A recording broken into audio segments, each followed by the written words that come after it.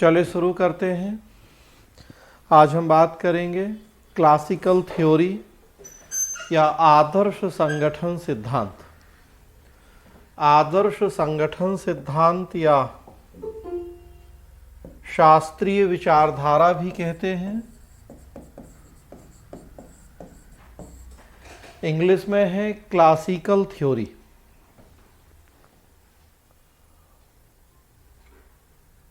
इस सिद्धांत के अगर प्रतिपादक और समर्थक विद्वान देखेंगे, तीन विद्वान यहां स्क्रीन पे आपको दिख रहे हैं।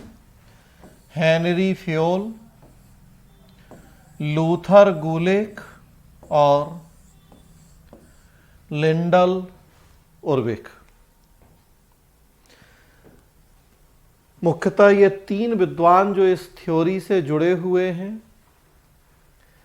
हेनरी फ्योल फ्रांसीसी थे, इंजीनियर, बाद में मैनेजर भी बने। समय 1841 से 1925। लूथर गुलिक अमेरिकन पॉलिटिकल साइंटिस्ट, समय 1892 से 1993। और लिंडल उर्विक ब्रिटिश बिजनेस पर्सन, समय 1891 से 1983। मतलब देखिए आप, एक फ्रांस के, दूसरे अमेरिका के और तीसरे यूके। तो तीन अलग अलग कंट्रीज के विद्वान हैं। विचार लगभग एक जैसे रहे हैं। सो इन तीनों को हम इस सिद्धांत का प्रतिपादक और समर्थक विद्वान कहते हैं। दो तीन बातें जो यहाँ इस सिद्धांत के बारे में हमें ध्यान रखनी है और ये हम जानते हैं बातें।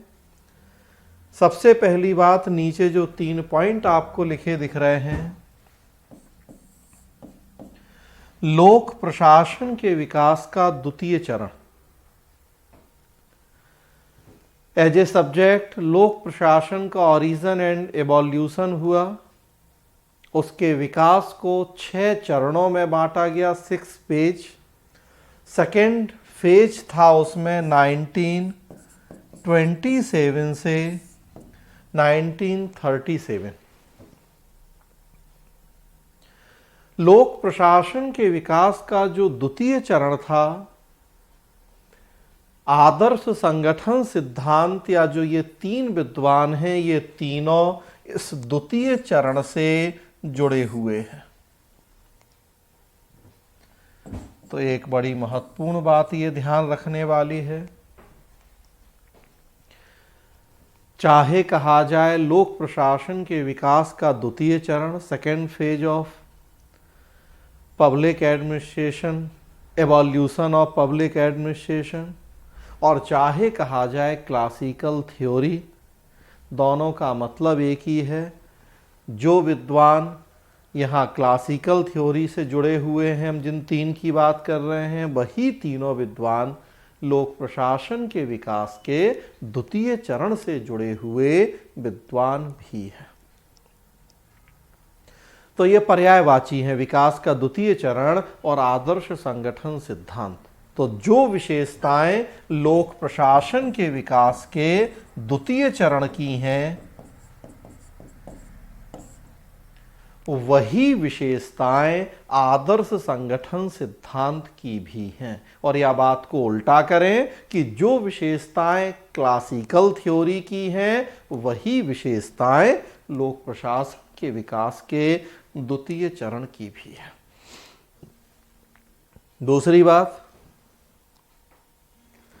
दूसरी बात कि ये जो विद्वान हैं, ये भी बात करते हैं सर्वव्यापी नियमों की, औपचारिकता, यांत्रिकता की। जैसा कि हमने F.W. टेलर और मैक्स वेबर में देखा।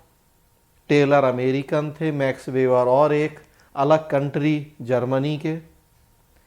लेकिन ये हम समानता देख रहे हैं थीसिस ग्रुप में। देखिए अभी हमें इन सबको हमने थीसिस ग्रुप में ही रखा है, टेलर, वेबर, फ्योल, गुलिक। तो ये भी सर्वव्यापी नियमों की बात करते हैं, तथ्यों पर, औपचारिकता पर जोर देते हैं। मतलब ये सब भी क्लोज सिस्टम या बंद प्रणाली के समर्थक विद्वान हैं। तो बंद प्रणाली वाली जो 12 विशेषताएं हैं वो सब भी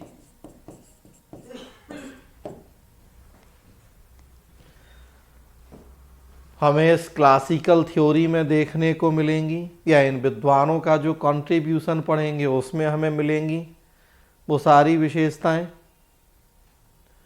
और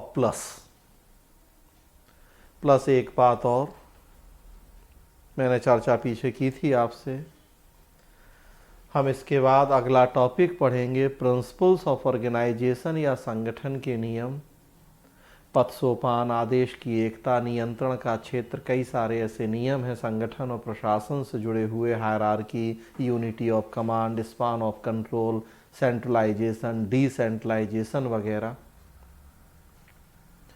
वो जितने संगठन के नियम हैं वो सब इन्हीं तीनों विद्वानों के द्वारा दिए गए हैं।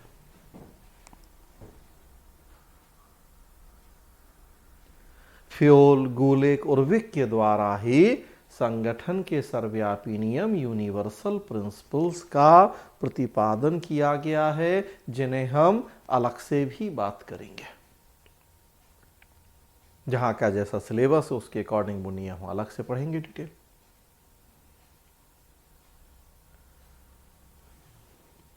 तो इन विद्वानों ने वो सर्वव्यापी नियम प्रतिपादित किए हैं। नियम है तो हमने कहा वो बंद प्रणाली अपने आप हो जाएगी, औपचारिकता यांत्रिकता अपने आप हो जाएगी। और ये नियम आए हैं या ये विद्वान आए हैं लोक प्रशासन के विकास के द्वितीय चरण में, तो ये तीनों बातें एक दूसरे से आपस में जुड़ जाएंगी। बल्कि 4 बातें, एक आदर्श संगठन सिद्धांत, दूसरा विकास का द्वितीय चरण, तीसरा बंद प्रणाली और चौथा संगठन के नियम।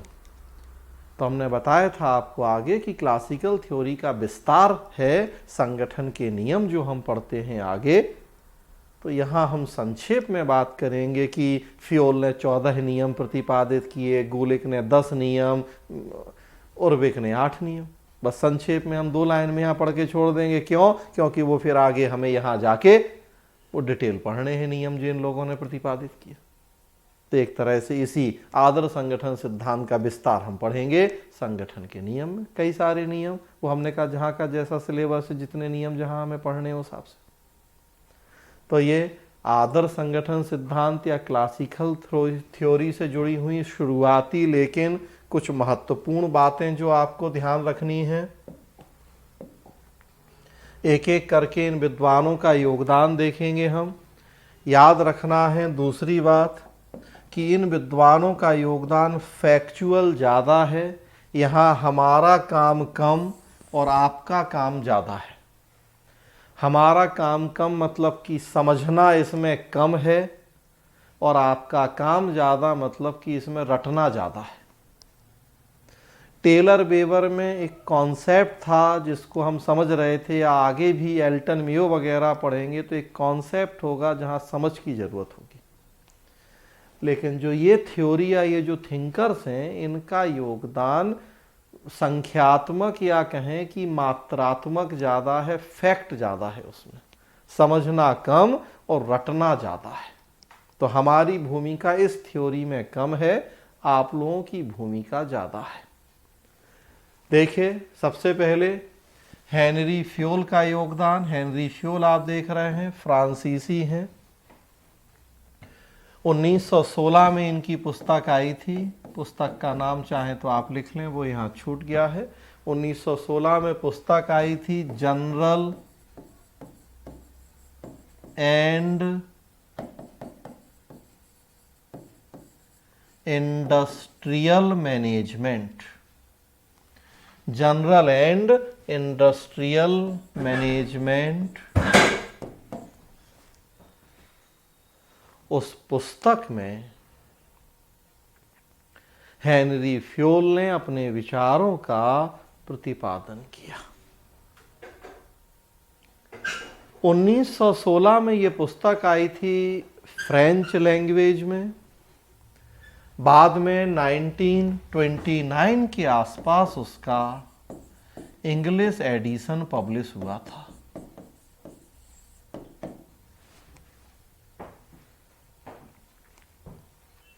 इसी पुस्तक से हमें फ्यूल के विचारों की जानकारी मिलती है। 4-5 पॉइंट के अंतर्गत हम फ्यूल के कंट्रीब्यूशन की बात करेंगे।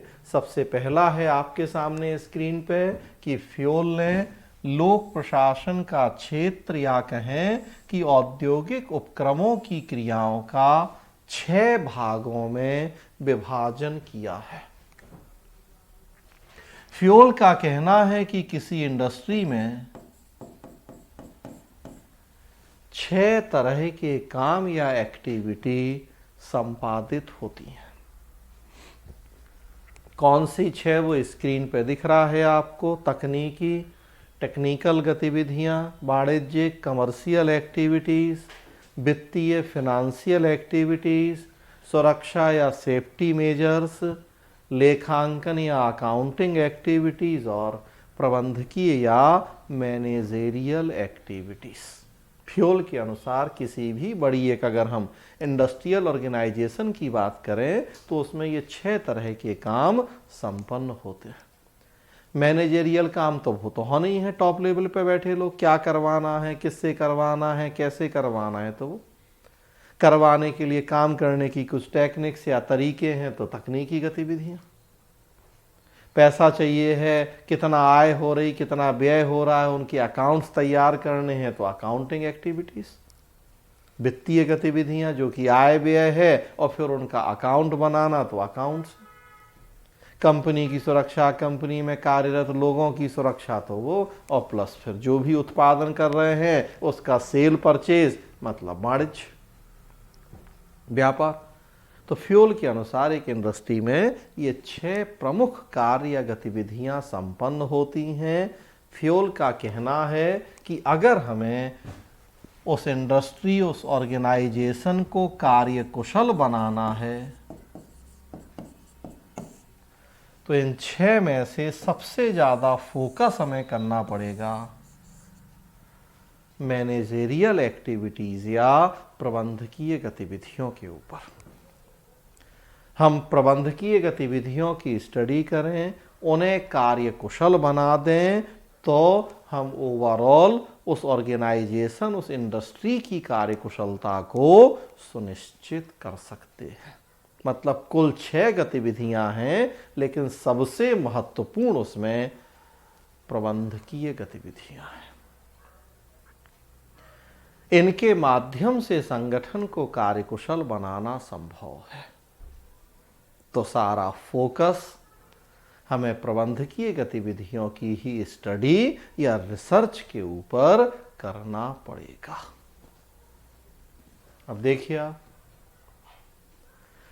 टेलर ने तकनीकी गतिविधियों पे सबसे ज्यादा जोर दिया, जबकि फ्यूल ने प्रबंधकीय गतिविधियों को सबसे महत्वपूर्ण माना। आगे हम कंपेयर करेंगे एफ.डब्ल्यू. टेलर और हेनरी फ्यूल को, लेकिन कुछ चीजें यहीं आप देख सकते हैं। टेलर इंजीनियर थे और फ्यूल मैनेजर। शुरुआत में टेलर लेबर थे, बाद में इंजीनियर बने। फ्यूल शुरुआत में कुछ समय इंजीनियर रहे, बाद में मैनेजर बने।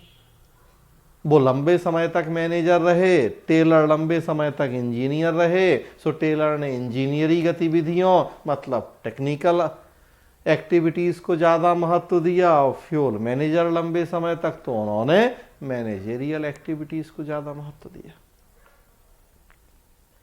टेलर लेबर थे तो उन्होंने लोअर लेवल की स्टडी या शॉप लेवल जिसे कह रहे थे हम लोग, श्रमिक स्तर, उसकी स्टडी करी। और फ्यूल मैनेजर थे तो इन्होंने टॉप लेवल की स्टडी करी। टेलर में हमने देखा कि उनका ज्यादातर अध्ययन संगठन के निम्न स्तर या श्रमिक स्तर का अध्ययन, और कारण कि खुद वो श्रमिक या लेबर रहे। और यहाँ फ्यूल में हम देखेंगे कि फ्यूल की टोटल स्टडी संगठन के टॉप लेवल की या मैनेजेरियल लेवल की है। क्यों? क्योंकि ये मैनेजर थे। तो मानव स्वभाव है, जिसने जो काम किया है, जिसको जिस चीज का अनुभव है, उसी के बारे में तो बताएगा, बात करेगा। और दूसरी बात देखेंगे, दुनिया में हर आदमी को अपना काम लगता है कि सबसे महत्वपूर्ण है, बस उसी की वजह से दुनिया चल रही है। बाकी सब तो यूं ही बैठ के टाइम पास करते हैं, गप्प मारते हैं। किसी से भी पूछ लीजिए, वो किसान हो, वो दुकानदार हो, वो कोई भी जो जिस काम को करता है उसे लगता है बस उसी की वजह से तो चल रही पूरी दुनिया, सबसे महत्वपूर्ण काम उसी का है। तो जो इंजीनियर है उसे लग रहा है कि बस उसी की वजह से सब कुछ है, और जो मैनेजर है तो उसके लिए उसी की वजह से, तो उसी की पूरी स्टडी हुई है, उसी के महत्व पे बल दिया गया। तो पहला योगदान की 6 गतिविधियां प्रबंध की, ये सबसे महत्वपूर्ण, उनको कार्यकुशल बना के पूरे संगठन की कार्यकुशलता संभव है। तो अब आगे की स्टडी उसी पे हुई है, प्रबंधकीय गतिविधियां। दूसरा पॉइंट वहीं से जुड़ा हुआ है, प्रबंधक को हमें कार्यकुशल बनाना है, कैसे? तो फ्यूल कहते हैं एक अच्छे प्रबंधक में 6 गुणों का होना जरूरी है। तो दूसरा योगदान है कि उन्होंने प्रबंधक के 6 गुण बताए हैं।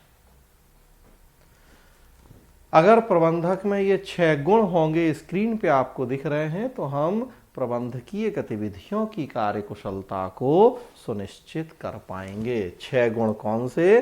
तो शारीरिक, मानसिक, नैतिक, सामान्य शिक्षा, विशेष ज्ञान और अनुभव। मतलब सबका आप समझ सकते हैं, फिजिकली भी फिट होना जरूरी है, मेंटली मैच्योर होना जरूरी है, भाई एथिकल हो, ईमानदार हो, ऑनेस्ट हो, जनरल नॉलेज हो, अपने काम से जुड़ी हुई विशेषज्ञता हो, और प्लस एक्सपीरियंस। तो मतलब आप जान रहे हैं इन चीज़ों के।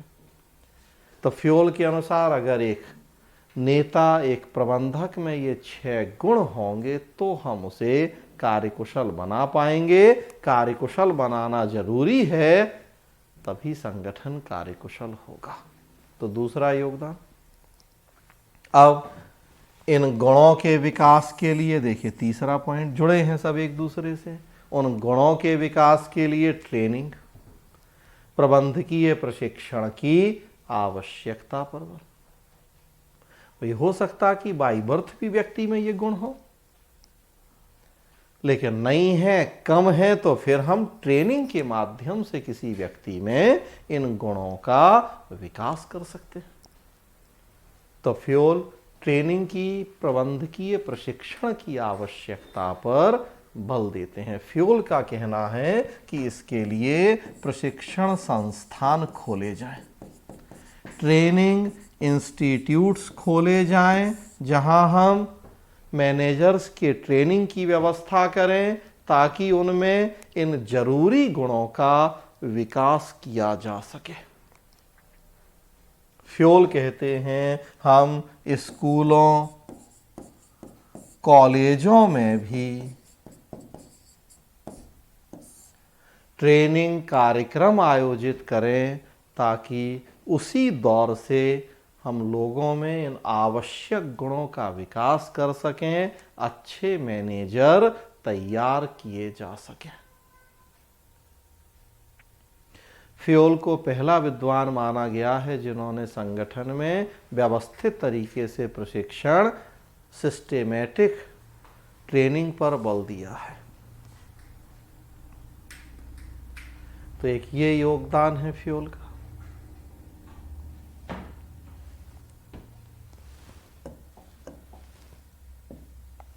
अगला देखिए,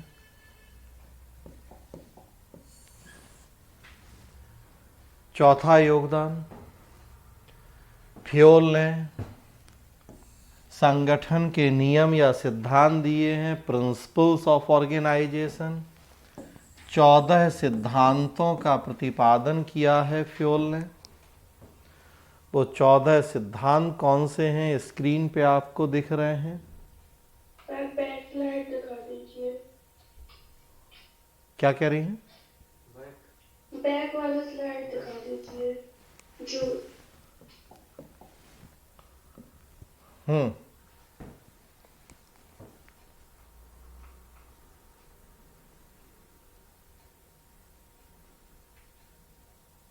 okay sir, thank you.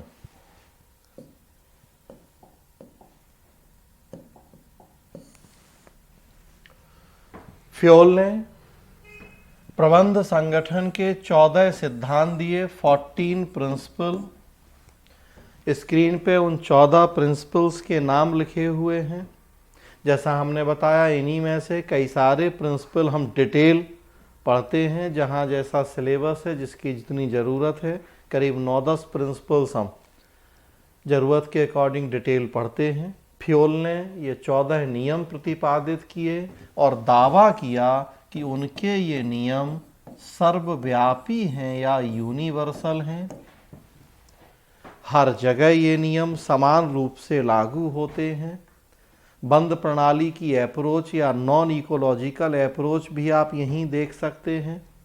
Fayol फ्रांसीसी विद्वान हैं, 14 प्रिंसिपल दे रहे हैं और वो तो पहले ही कह दे रहे हैं कि उनके प्रिंसिपल यूनिवर्सल हैं, मतलब उनमें कोई परिवर्तन आपको करने की ज़रूरत नहीं है देश काल परिस्थिति के अनुसार, मतलब बंद। और नियम है सो औपचारिक, और अगर बंद औपचारिक या आंतरिक तो बाकी सब आप जानते हो कि बाकी सब तो फिर जुड़ा ही है एक दूसरे से। वो कोई भी एक होगा तो दूसरा होना ही होना है। तो देखिए वो 14 नियम। पहला है कार्य विभाजन, डिवीजन ऑफ वर्क या स्पेशलाइजेशन, मतलब आप जान रहे हैं कई लोगों, व्यक्तियों, संस्थाओं में काम बांट दिए जाएं तो विशेषज्ञता मिल जाएगी। दूसरा है अथॉरिटी एंड रिस्पॉन्सिबिलिटी, शक्ति प्लस वैधता बराबर सत्ता। मैक्स वेबर में हमने बात की, power plus legitimacy is equal to authority. और उत्तरदायित्व रिस्पॉन्सिबिलिटी, किसी व्यक्ति को जो काम सौंपे गए हैं उन्हें पूरा करने ना करने की जिम्मेदारी, इसे हम रिस्पॉन्सिबिलिटी कहते हैं। अनुशासन डिसिप्लिन, मतलब जो नियम कायदे कानून है उनको आप ईमानदारी से पालन करें। तो तीसरा। चौथा यूनिटी ऑफ कमांड, किसी अधीनस्थ को केवल एक उच्च अधिकारी से आदेश मिले ताकि किसी तरह की दुविधा या असमंजस की स्थिति ना हो, तो यूनिटी ऑफ कमांड। पांचवा है निर्देश की एकता, unity of direction. Unity of direction मतलब कि बॉस भी एक ही हो और प्लस बॉस जो डायरेक्शन दे उनमें भी कहीं कॉन्फ्लिक्ट या विरोधाभास नहीं हो। एक ही बॉस, अगर हम आपके बॉस हैं तो एक ही, और हम भी एक ही जैसी बातें करें आपसे, कॉन्ट्राडिक्टरी बातें नहीं। आज कहें कि नहीं आप तो पॉइंट पॉइंट में आंसर लिखना और कल कहें कि नहीं पैराग्राफ में आंसर लिखना। तो जो डायरेक्शन हम आपको दे रहे हैं वो एक जैसे होने चाहिए, उनमें कहीं कंट्राडिक्टरी बातें नहीं होनी चाहिए, अदरवाइज फिर आपके सामने दुविधा या असमंजस हो जाएगी कि अरे एक दिन तो आप ऐसा कह रहे थे, दूसरे दिन आप ही ऐसा कह रहे हो, हम आपकी कौन सी बात माने और नहीं माने। तो उस तरह से दुविधाएं हो जाएंगी। तो विरोधाभासी डायरेक्शन नहीं दिए जाए। एक बार कहें कि उत्तर चलो, दूसरी बार कहें कि दक्षिण चलो, तो अब तो फिर आप क्या करोगे। तो बॉस एक हो और उसके द्वारा कही गई बातों में भी एक रूपता हो, अलग अलग टाइप के डायरेक्शन या विरोधाभास ना हो। सामान्य हितों के लिए व्यक्तिगत हितों की अधीनस्था, तो आप जान रहे हैं कि वही संगठन का हित ज़्यादा महत्वपूर्ण है बजाय अपने इंडिविजुअल हित के। तो subordination of individual interest to the general interest, तो भाई संगठन पहले है, व्यक्ति बाद में। अपने निजी स्वार्थ को परे रखना है, संगठन के हित के लिए काम करना है। कार्मिकों को पारिश्रमिक, रिम्यूनरेशन टू स्टाफ, भाई काम करेंगे तो बदले में सैलरी देनी पड़ेगी। फिर नकद वेतन, देखिए आर्थिक प्राणी, काम के बदले पारिश्रमिक, तो आर्थिक प्राणी आ गया। सेंट्रलाइजेशन मतलब सारी सत्ता को हम संगठन के टॉप लेवल या शीर्ष पे ही केंद्रित कर दें। सारी सत्ता मोदी और शाह के पास या जो भी, तो भाई टॉप लेवल पे जब सारी सत्ता हो, सेंट्रलाइजेशन। और जब विभिन्न स्तरों पे सत्ता बटी होती है तो उसे कहते हैं हम डिसेंट्रलाइजेशन या विकेंद्रीकरण। अगला स्केलर श्रृंखला, या दूसरे शब्दों में कहते हैं हायरार्की, पथ सोपान। स्केलर चेन और लाइन ऑफ अथॉरिटी मतलब उच्च और अधीन के संबंधों के आधार पर संगठन का विभिन्न स्तरों में वर्गीकरण। जिला पुलिस में SP, DSP, inspector, sub inspector, तो कई स्तरों में बांटते संगठन को, तो वो स्केलर श्रृंखला इन्होंने नाम दिया है, या पथ सोपान, हायरार्की। अगला देखिए ऑर्डर, पदस्थापन या प्लेसमेंट, सही व्यक्ति को सही स्थान पर लगाइए। देखिए किस व्यक्ति में किस काम की योग्यताएं, क्षमताएं हैं, किसकी ट्रेनिंग है, उसी ऑर्डर, उसी सही क्रम में उनको आप स्थापित कीजिए। अगला है समता, तो फिर आप जान रहे हैं कि सबके साथ समानता, समान कार्य है तो समान वेतन हो, भेदभाव नहीं किया जाए, निष्पक्षता हो, कोई पार्शियल बिहेव नहीं करें। अदरवाइज भाई कई लोगों में हीन भावना आ जाएगी जिनके साथ आप कम व्यवहार करेंगे, कम सैलरी देंगे, कम सुविधा देंगे। तो कार्मिकों के कार्यकाल का स्थायित्व, तो हमें कमिटमेंट और डेडिकेशन चाहिए, तो stability of tenure of staff. ऐसा नहीं कि हर साल 6 महीने में आप नौकरी से निकाल दो या एक जगह से दूसरी जगह ट्रांसफ़र कर दो, तो भाई कैसे, सबको अपने फ्यूचर का टेंशन रहेगा, वो मन लगा के काम ही नहीं कर पाएगा।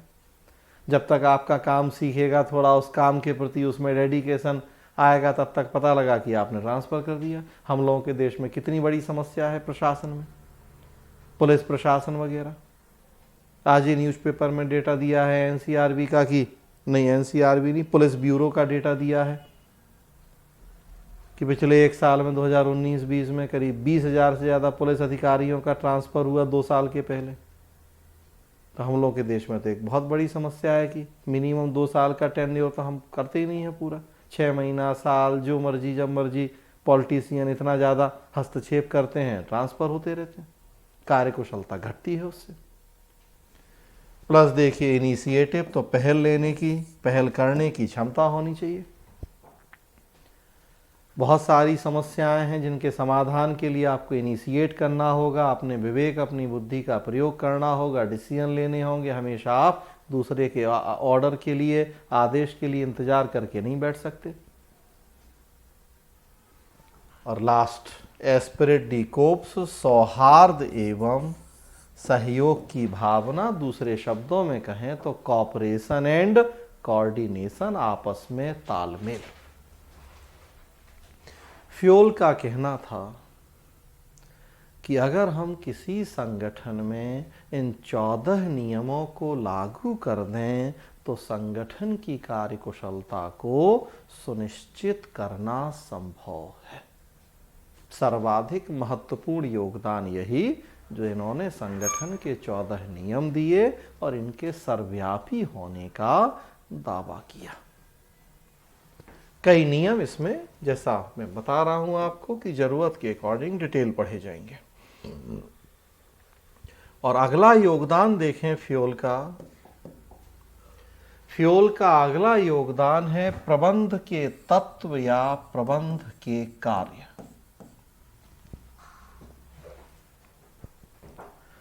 तो हेनरी फ्योल ने प्रबंध के 5 तत्व या 5 कार्य बताए हैं, जिन्हें संक्षेप में पॉकॉक कहा जाता है। 5 तत्व या 5 कार्य, पॉकॉक, अंग्रेजी के 5 शब्दों के प्रथम अक्षरों को मिला के बना है पॉकॉक। पहला देख रहे आप, योजना, प्लानिंग। दूसरा है आयोजना, ऑर्गेनाइजिंग। तीसरा आदेश, कमांडिंग। चौथा समन्वय, कोऑर्डिनेटिंग। और 5वां नियंत्रण, कंट्रोलिंग। पॉकॉक, पी प्लानिंग, ओ ऑर्गेनाइजिंग, सी कमांडिंग, सीओ कोऑर्डिनेटिंग और लास्ट सी कंट्रोलिंग। संक्षेप में पॉकॉक। तो प्रबंधक के ये 5 प्रमुख कार्य हैं अकॉर्डिंग टू फ्योल। प्लानिंग या योजना बनाना, मतलब क्या करना है, कैसे करना है, उसका निर्धारण करना। काम करने के पहले हमारे पास काम कैसे किया जाएगा उसकी एक स्ट्रेटजी, एक रणनीति होनी चाहिए। आपको सिविल सेवा परीक्षा देनी है तो आपके पास भी एक रणनीति, स्ट्रेटजी की अगले 6 महीने या अगले 1 साल आप कैसे तैयारी करेंगे, कब क्या पढ़ेंगे। बिना प्लान के काम करें तो समय भी वेस्ट होता है और संसाधन भी वेस्ट होते हैं। तो पहले से एक रूपरेखा, एक खाका तैयार होना जरूरी है कि हमें भविष्य में क्या करना है, कैसे करना है। एक संगठन की जरूरत है प्रशासन में। 2 या अधिक व्यक्ति जब उद्देश्य प्राप्ति के लिए काम करेंगे, ऑर्गेनाइजेशन, आयोजना। इंग्लिश वर्ड यहां देखिए आप, ऑर्गेनाइजिंग, मतलब दूसरे शब्दों में हम इसे कहते हैं संगठन। तो इंग्लिश वर्ड ज़्यादा महत्वपूर्ण है, हिंदी ट्रांसलेशन आयोजना कर दिया जाता है। अब योजना और आयोजना हम पर्यायवाची के रूप में इस्तेमाल करते हैं, तो इसलिए अंग्रेजी वर्ड ध्यान रखें, ऑर्गेनाइजिंग। हिंदी में हम उसे संगठन बनाना भी कहते हैं या आयोजना भी ट्रांसलेशन किया गया है। तो ऑर्गेनाइजिंग मतलब संगठन बनाना। संरचना, तकनीक, व्यक्ति। तीसरा है आदेश, कमांडिंग। हर उच्च अधिकारी अधीनस्थ को आदेश देगा, बताएगा क्या करो कैसे करो, अधीनस्थ उसके आदेशों का पालन करेगा। अधीनस्थ कम योग्य है, कम अनुभवी है, कम जानकार है, तो सीनियर के आदेशों की जरूरत है उसे। चौथा वही समन्वय, आपस में तालमेल, लड़ाई झगड़ा नहीं हो तभी उद्देश्य पूरे होंगे। और प्लस कंट्रोलिंग, उच्च अधिकारी जब आदेश देगा तो ये भी सुनिश्चित करेगा कि अधीनस्थ समय पर सही तरीके से उन आदेशों को फॉलो कर रहा है या नहीं कर रहा है, अपने काम अपनी जिम्मेदारियों का सही तरीके से निर्वहन करे, तो कंट्रोलिंग। तो देखिए अब आप, प्रबंधकीय गतिविधियां सबसे महत्वपूर्ण, तो टोटल स्टडी उसी की। प्रबंधक के 6 गुण, प्रबंधक में उन गुणों के विकास के लिए प्रशिक्षण, संगठन के 14 नियम और प्रबंधक के 5 काम। और अब यहाँ देखिए आप, मैंने शुरू में कहा कि यहाँ चीज़ें फैक्चुअल ज़्यादा है, आपको रटना ज़्यादा है। तो देखिए आप एक बार फिर से, औद्योगिक उपक्रमों की 6 क्रियाएं, वो कौन 6 तो आपको याद करना है। फिर विभिन्न गुण, तो प्रबंधक के 6 गुण, तो 6 और 6 12। संगठन के 14 नियम, 12 14 26। और प्रबंधक के 5 काम, 26 5 31। तो अब आपको हेनरी फ्योल के योगदान में 31 पॉइंट याद करने हैं।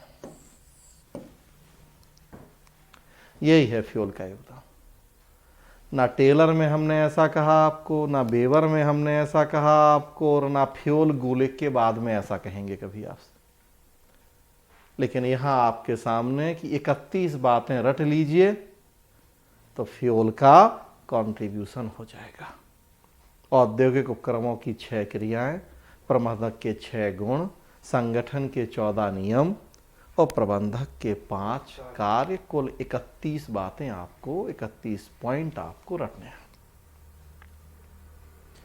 तो ये हेनरी फ्योल का योगदान है। लूथर गुलिक का भी इसी तरह से है। लूथर गुलिक में भी बिल्कुल वही स्थिति है। लूथर गुलिक